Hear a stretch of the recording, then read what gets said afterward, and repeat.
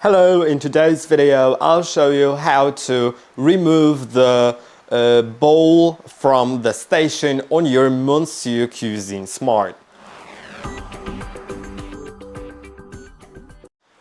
The bowl cannot be removed when the lid is attached. You can see no matter how hard I pull, it won't go out. But when you unlock the lid, then removing it is pretty easy. You just need to lift it up, and then if you would like to put it back in, you can just put it in like that with the handle in the middle, and then you can lock the lid if you want.